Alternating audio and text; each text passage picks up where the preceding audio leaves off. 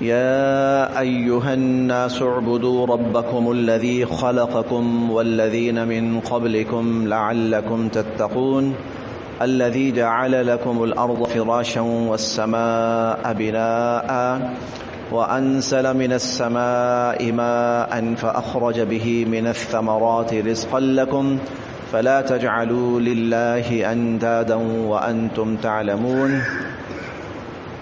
تین بڑے طبقات کا تذکرہ ہو چکا ہے، ایک اہل ایمان، ایک اہل کفر اور ایک منافقین. انشاءاللہ پورے قرآن کریم میں یہ تذکرہ چلتا رہے گا. ایمان والوں کا تذکرہ بھی چلتا رہے گا، ان کے لیے اللہ پاک کے انعامات کیا ہیں وہ بھی چلتے رہیں گے. کفار کا تذکرہ بھی چلتا رہے گا، کفر کی وجہ سے ان پر اللہ تعالیٰ کی طرف سے عذابات کیا ہیں وہ بھی بیان ہوتے رہیں گے. منافقین کا نفاق بھی ظاہر کیا جاتا رہے گا، اور دنیا اور آخرت میں کیا ذلت و رسوائی ہے وہ بھی ساتھ ساتھ چلتی رہے گی. لیکن ابھی اللہ پاک نے ان دو رکوعوں کے اندر یہ تذکرہ فرما کر یہاں پہ گفتگو ختم فرما دی. اب اگلی جو آیات آ رہی ہیں ان میں انسانیت کیوں پیدا کی گئی، لوگوں کو کیوں پیدا کیا گیا، کیا مقصد ہے اللہ تعالیٰ کا، یہ آج کی ساری انسانیت کا بہت بڑا سوال ہے. یہ کیا ہے، کیا سلسلہ ہے، یہ کیوں انسان پیدا ہوا، مقصود کیا ہے، چاہتے کیا ہیں اللہ تعالیٰ. تو آج کی جو آیات ہیں اور انشاءاللہ اگلا جو سبق چلے گا وہ اس سوال کا جواب ہے. یا ایھا الناس، یا ایھا، اے، یہ مخاطب کیا جاتا ہے، متوجہ کیا جاتا ہے، یا اے. الناس یہ لفظ ہم پیچھے پڑھ آئے ہیں. وَإِذَا قِيلَ لَهُمْ آمِنُوا كَمَا آمَنَ النَّاسُ، جب ان سے کہا جاتا ہے ایمان لاؤ جیسا کہ لوگ ایمان لائے. الناس لوگ. یا ایھا الناس، اے لوگو، یا ایھا الناس، اے لوگو، اعبدو، تم عبادت کرو، اعبدو، تم عبادت کرو. ربکم، یہ دو لفظ ہیں، اب تو ہمیں یہ سمجھ آنا شروع ہو چکا ہوگا. رب، رب، کم، تمہارا. ربکم، تمہارے رب یعنی اپنے رب کی. اعبدو ربکم، اے لوگو اپنے رب کی عبادت کرو. الذی، جس نے، خلقکم، یہ بھی دو لفظ ہیں. خلق پیدا فرمایا، کم تمہیں. الذی خلقکم، جس نے تمہیں پیدا فرمایا. اعبدوا ربکم، اپنے اس رب کی عبادت کرو. الذی خلقکم، جس نے تمہیں پیدا کیا. اور الذین، وہ لوگ، من سے، قبل پہلے، کم تم. والذین، اور ان لوگوں کو بھی، من قبلکم، جو تم سے پہلے تھے. والذین من قبلکم، اور ان لوگوں کو بھی جو تم سے پہلے تھے. یا ایھا الناس اعبدوا ربکم، اے لوگو اپنے رب کی عبادت کرو. الذی خلقکم، جس نے تمہیں بھی پیدا کیا. والذین، اور ان لوگوں کو بھی پیدا کیا، من قبلکم، جو تم سے پہلے تھے. لعلکم، دو لفظ ہیں، لعل اور کم. لعل تاکہ، کم تم. لعلکم تاکہ تم، تتقون پرہیزگار ہو جاؤ، تاکہ تم متقی ہو جاؤ، تاکہ تم پرہیزگار ہو جاؤ. اب دیکھیں آیت کا آغاز ہے یا ایھا الناس، اس سے اے بنی نوع انسانیت، ساری انسانیت اللہ پاک نے سب کو مخاطب کیا، اور آخر میں فرمایا لعلکم تتقون، تاکہ تم پرہیزگار ہو جاؤ، متقی ہو جاؤ۔ اس کا مطلب یہ ہے کہ اللہ پاک چاہتے ہیں کہ سارے انسان متقی ہوں، سارے انسان متقی ہوں۔ لہٰذا یہ کہہ دینا کہ فلاں وہ تو بڑے متقی ہیں، ہم تو یہ ہیں یا ایسے ہیں ہم تو، لیکن اللہ پاک کی ڈیمانڈ ساری انسانیت سے ہے کہ وہ متقی ہو۔ اب اس آیت میں اللہ پاک نے 2-4 لفظوں کے اندر اتنی بڑی بات سمو دی ہے اور اتنے بڑے سوالات کے جوابات دے دیے ہیں کہ انسانیت کی ہدایت کے لیے کافی ہے۔ سب سے پہلی بات تو یہاں یہ سمجھ آئی کہ ساری انسانیت کا خالق اللہ تعالی ہے،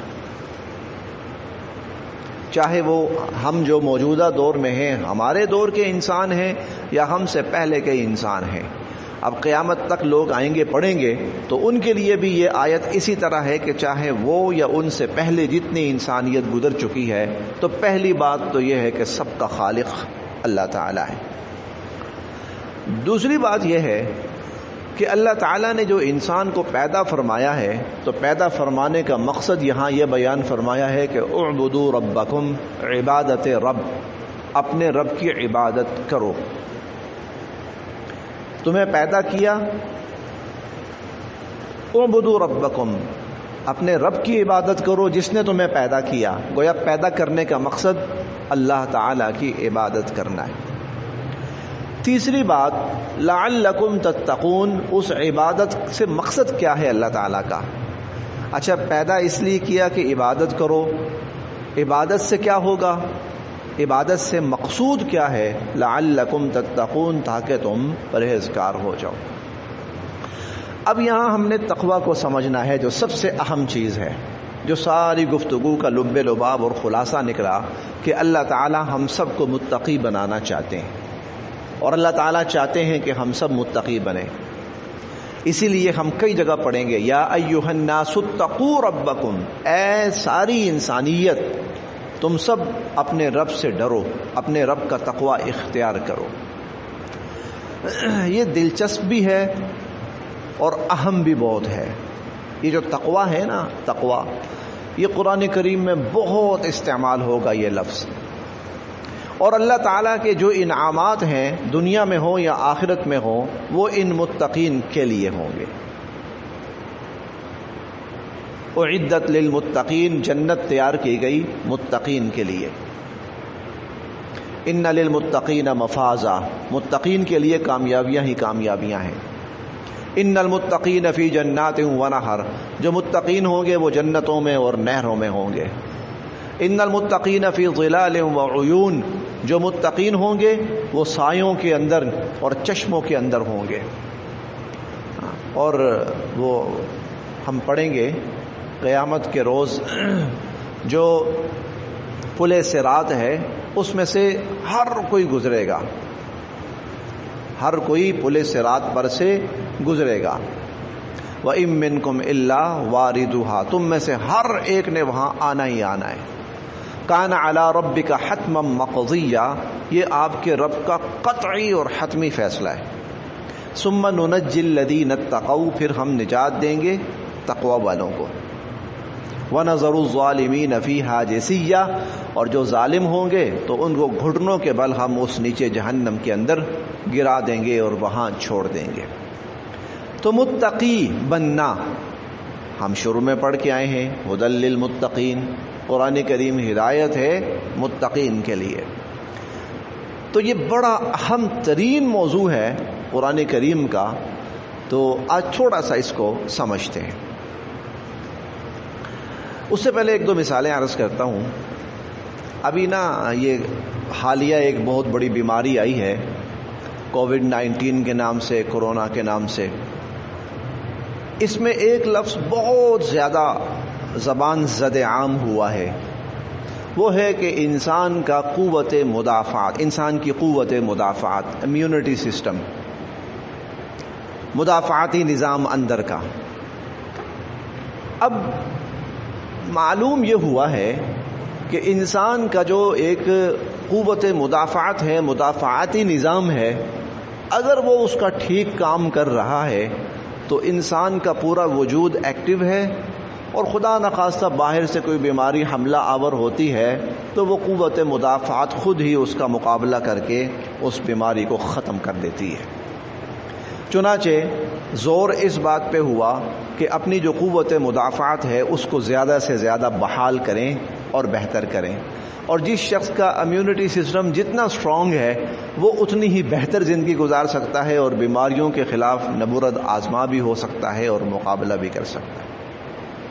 اب اس قوت مدافعت کے دو فائدے ہمارے سامنے آئے، وہ یہ کہ جسم کے تمام اعضاء پورے طور پر اپنی جگہ صحیح کام کرتے رہتے ہیں، اور خدا نخواستہ باہر سے دوسرا یہ کہ باہر سے کوئی چیز حملہ آور ہوتی ہے تو یہ جو سسٹم ہے یہ اس کو بھی دھکیل دیتا ہے باہر۔ تقویٰ کیا ہے؟ اسلام کا مدافعتی نظام، اسلام کی قوت مدافعت تقویٰ ہے۔ ایک مسلمان کے اندر جو قوت مدافعت ہے، ٹھیک ہے، وہ تقویٰ ہے۔ اب یہ تقویٰ کیا کرے گا؟ تقویٰ یہ کرے گا کہ جتنے بھی اعمال ہیں، جتنی بھی اچھی صفات ہیں، ان کو بحال رکھے گا انسان کے اندر۔ مثال کے طور پر ایمان کے ساتھ ساتھ انسان کے اندر حیا آتی ہے، ایمان کے ساتھ ساتھ انسان کے اندر ہمدردی آتی ہے، ایمان کے ساتھ ساتھ انسان کے اندر صبر آتا ہے، ایمان کے ساتھ ساتھ انسان کے اندر بہادری آتی ہے، ایمان کے ساتھ ساتھ انسان کے اندر توکل آتا ہے، ایمان کے ساتھ ساتھ انسان کے اندر سخاوت آتی ہے۔ یہ اس طرح کی بہت ساری صفات۔ تقویٰ کیا کرے گا؟ تقویٰ ان سب صفات کو بحال رکھے گا، نمبر ایک۔ اور دوسرا یہ کہ باہر سے اگر کوئی غلط چیز مسلمان کے ایمان پہ حملہ آور ہونے لگے گی، تقویٰ اس کو اٹھا کے باہر پھینک دے گا۔ بے حیائی آنے لگے گی تو اس کا تقویٰ خود ہی اس کو بے حیائی کو روک دے گا، اس کو بے حیائی کی طرف جانے ہی نہیں دے گا۔ اس کے اندر بزدلی آنے لگے گی تو اس کا تقویٰ اس کو بزدلی کی طرف جانے ہی نہیں دے گا، بلکہ اس کے اندر بہادری کو اجاگر کرے گا اور پیدا کرے گا۔ اس کے اندر ذرا سی کہیں سے بزدلی آنے لگے گی تو بخیلی آنے لگے گی تو اس کا جو تقویٰ ہے یکدم وہ اس کے اندر بحال ہوگا اور اس کو سخاوت پہ آمادہ کرے گا۔ تقویٰ جو ہے وہ ایمان کی قوت مدافعت ہے، ایمان کا امیونٹی سسٹم ہے تقویٰ۔ اب سوال یہ کہ تقویٰ پیدا کیسے ہوگا؟ ٹھیک ہے، یہ تو بڑی ضروری چیز ہے، یہ تو ہر مسلمان کے اندر ہونی چاہیے، بالکل ہونی چاہیے، تاکہ ہر مسلمان کا ایمان محفوظ رہے۔ تقویٰ جتنا اسٹرانگ ہے ایمان اتنا اسٹرانگ ہے۔ تقوی میں جہاں کمی آتی جائے گی ایمان کے اندر وہاں کمی آتی چلی جائے گی۔ اب یہ پیدا کس چیز سے ہوگا؟ تقویٰ کیسے پیدا ہوگا؟ جہاں تک تو ہمارے جسمانی قوت مدافعت کی بات ہے تو ہم کہتے ہیں جی خوراکوں سے، ہم کہتے ہیں جی ایکسرسائز سے، ہم کہتے ہیں جی بہتر ماحول سے، ہم کہتے ہیں جی ادویات سے، ہاں ٹھیک ہے، لیکن ایمان جو ہے اس کا جو قوت مدافعت ہے اور مدافعتی نظام ہے وہ کس سے پیدا ہوگا؟ وہ عبادات سے پیدا ہوگا، وہ عبادات سے پیدا ہوگا، اور اس کے لیے 4 عبادات بنیادی ترین ہیں، ایک نماز، ایک روزہ، ایک زکوٰۃ، ایک حج۔ اسی لیے حضور صلی اللہ علیہ وسلم نے فرمایا بنی الاسلام علی 5، اسلام کی بنیاد 5 چیزوں پر ہے۔ ان میں سے 4 آپ نے فرمایا کہ نماز کا قائم کرنا، زکوٰۃ کا ادا کرنا، رمضان کے روزے رکھنا، بیت اللہ کا حج کرنا۔ یہ چھوٹی چیزیں نہیں ہیں، اور اصلاً پھر عبادت یہ 4 چیزیں اصلاً، پھر طبعاً کچھ اور چیزیں بھی عبادت میں شامل ہو جاتی ہیں، طبعاً کچھ اور چیزیں بھی عبادت میں شامل ہو جاتی ہیں۔ دعا کو حضور صلی اللہ علیہ وسلم نے عبادت قرار دیا ہے، ہاں، اور اسی طرح درود پاک کا پڑھنا بہت بڑی عبادت ہے، یہ حضور علیہ الصلوۃ والسلام نے اس کو بھی عبادت میں شامل فرمایا۔ لیکن اصلاً جو 4 اعمال ہیں یہ عبادات، یہ اعمال جتنے مضبوط ہوں گے، جتنے اسٹرانگ ہوں گے، اتنا ہی انسان کا مدافعاتی نظام، ایمان کا تقویٰ وہ بڑھتا چلا جائے گا۔ میں خاص طور پر نماز کی بات کرتا ہوں، یہ بہت ہی بڑا عمل ہے۔ حضور صلی اللہ علیہ وسلم کو آسمانوں پر لے جا کر نماز دی گئی ہے، ایسا ہی نہیں تھا، ایسا ہی نہیں تھا۔ قیامت کے دن پہلا سوال اللہ تعالیٰ کا انسان سے نماز کے بارے میں ہوگا، یہ ایسا ہی نہیں ہے، معمولی چیز نہیں ہے نماز۔ نماز معمولی چیز، بہت بڑی چیز ہے۔ قرآن کریم میں ہم پڑھتے ہیں اقم الصلاۃ لدلوک الشمس الی غسق اللیل وقرآن الفجر، نماز قائم کیجئے، پھر اوقات بتائے، ان اوقاتوں میں نماز قائم کیجئے۔ آگے فوائد کیا آئے؟ عسیٰ ان یبعثک ربک مقاما محمودا، قیامت کے دن اللہ آپ کو مقام محمود عطا فرمائیں گے۔ اور جانتے ہیں مقام محمود کیا ہے؟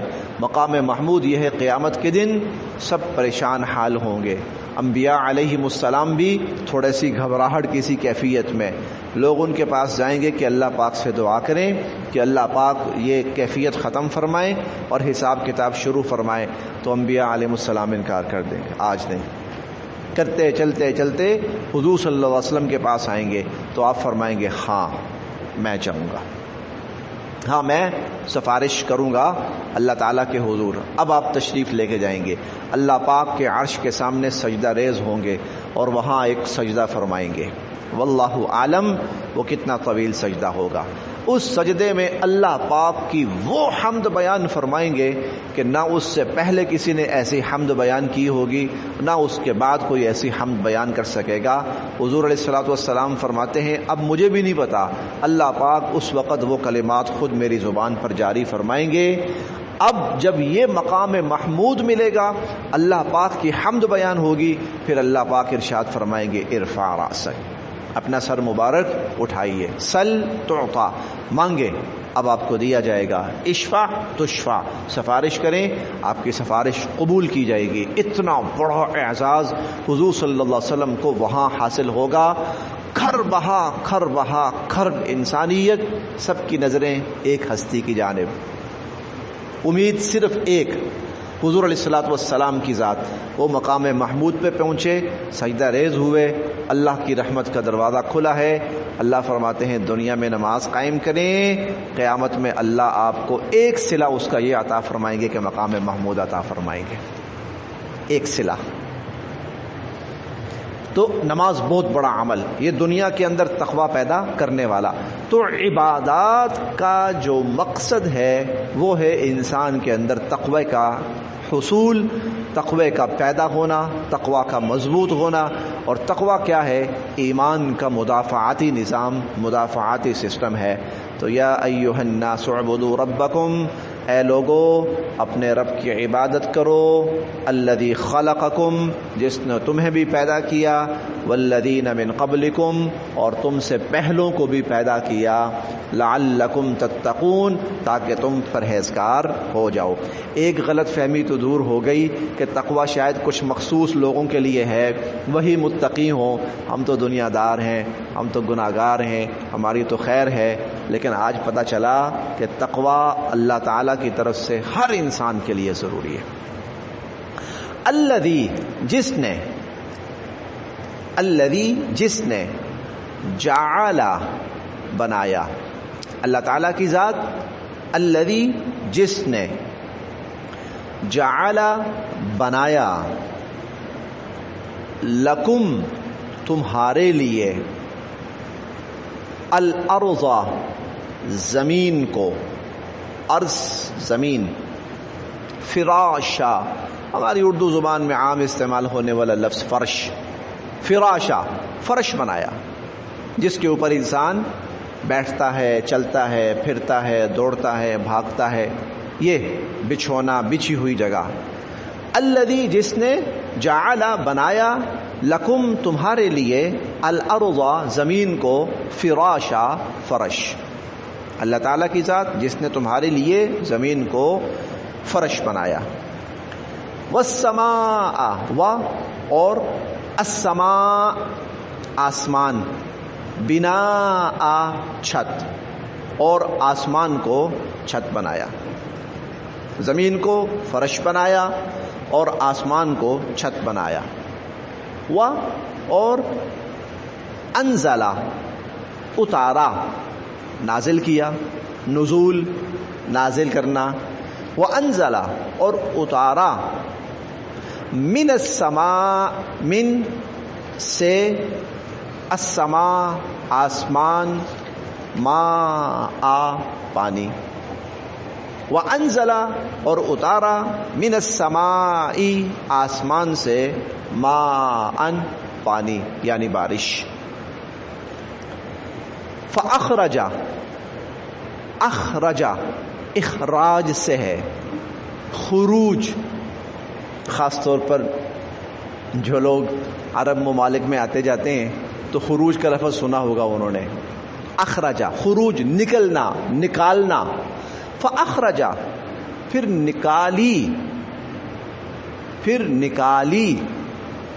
بھی یہ دو لفظ ہیں، بی اور ہی، بی سے ہی اس، بی سے ہی اس، بھی اس سے یعنی پانی سے، فاخرج بھی پھر نکالی اس پانی سے، من الثمرات ثمرات پیداوار، ثمرہ کی جمع ہے پھل، پیداوار، فاخرج به من الثمرات پھر اللہ پاک نے اس پانی کے ذریعے پیداوار نکالی، رزقا استعمال کے لیے، لکم تمہارے، رزقا لکم تمہارے استعمال کے لیے،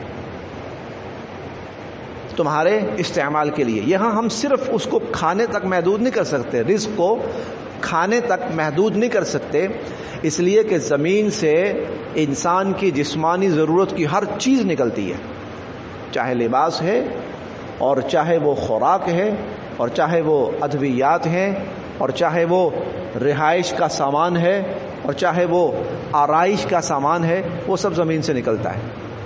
فاخرج به پھر نکالی اللہ تعالیٰ نے اس کے ذریعے، من الثمرات زمین پھل پیداوار، رزقا لکم تمہارے استعمال کے لیے، فلا پس نہ، فلا پس نہ، تجعلوا بناؤ، فلا تجعلوا پس نہ بناؤ، للہ اللہ کے لیے، اندادا، اندادا ند کی جمع ہے، ند کہتے ہیں شریک کو، فلا تجعلوا للہ اندادا بس تم اللہ کے شریک نہ بناؤ، تم اللہ کے ساتھ اوروں کو شریک نہ بناؤ۔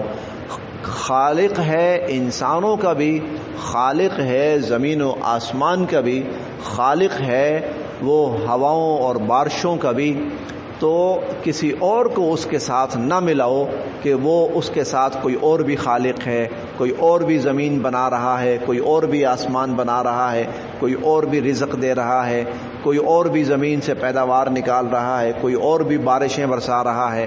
فلا تجعلوا للہ اندادا اللہ کے ساتھ اوروں کو شریک نہ بناؤ، جبکہ انتم تم تعلمون جانتے ہو، وانتم تعلمون جبکہ تم جانتے ہو کہ پوری کائنات بنانے والا وہ اکیلا ہے۔ فلا تجعلوا للہ اندادا اللہ کے ساتھ اوروں کو شریک نہ بناؤ۔